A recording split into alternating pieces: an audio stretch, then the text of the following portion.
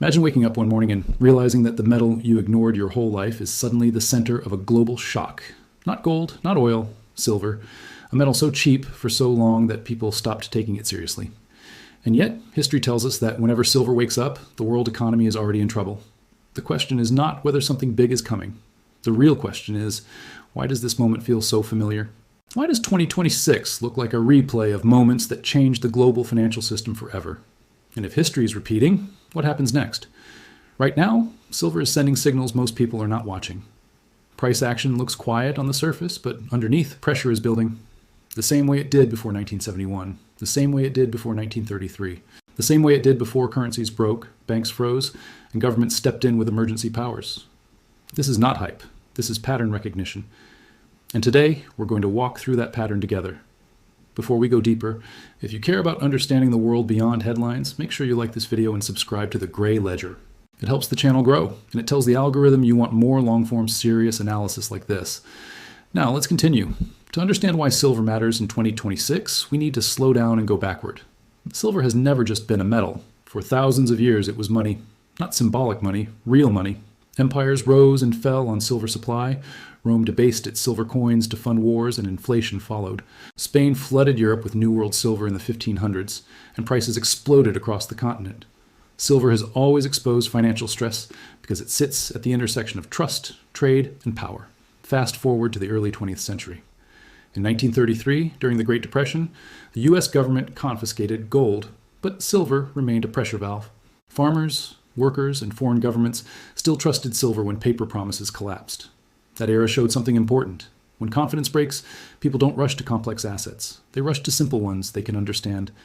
Then comes 1971, the year the dollar officially broke free from gold. What happened next is rarely explained honestly. Inflation surged, trust declined, and silver exploded from under $2 to nearly $50 by 1980. That move wasn't random. It was a reaction to monetary expansion, geopolitical stress, and a public slowly realizing that paper money was being diluted. Now, pause here, because this is critical. Silver does not move first, it moves last. It stays ignored while the system stretches.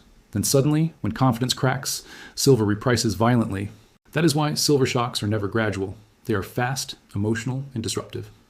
So what does that have to do with 2026? Look at the world today. Global debt is at record levels. Governments are running deficits that would have been unthinkable 20 years ago. Central banks claim inflation is under control, but prices tell a different story. Trust in institutions is falling. Banking systems are more fragile than they appear. And geopolitically, the world is more fractured than it has been in decades. Now add something new that didn't exist in the past at this scale. Industrial demand for silver, solar panels, electric vehicles, AI, infrastructure, military technology. Silver is no longer just a monetary metal. It is an essential industrial input. And unlike oil, you cannot easily replace it. There's no substitute with the same properties at the same cost. This creates a perfect tension. Monetary stress pushes people towards silver as protection. Industrial demand pulls silver out of the market permanently. And supply? Supply is struggling. Many silver mines are byproducts of other metals. When copper or zinc slows, silver production slows too. You can't just flip a switch and produce more silver. History shows us something uncomfortable. Now, when monetary demand and industrial demand collide, prices don't rise smoothly. They gap, they shock, they force repricing across markets. Now look at current price action.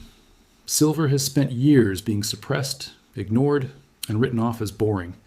This is exactly what it looked like before every major move. Long periods of frustration followed by short periods of chaos. The market conditions today mirror that setup almost perfectly. Another layer people overlook is currency competition. The dollar is still dominant, but cracks are visible. Trade is being settled in alternative currencies. Gold is being accumulated quietly by central banks. And silver, historically, follows gold with leverage. When gold moves because of trust issues, silver amplifies that move because of scarcity and psychology. This is where 2026 becomes interesting.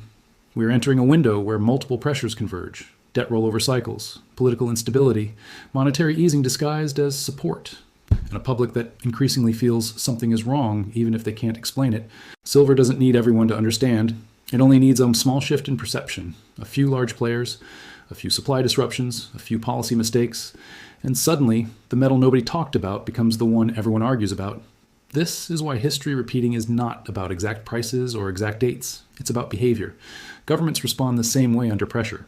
Markets react the same way when trust erodes. And people protect themselves the same way when uncertainty rises. At the gray ledger, we don't chase hype.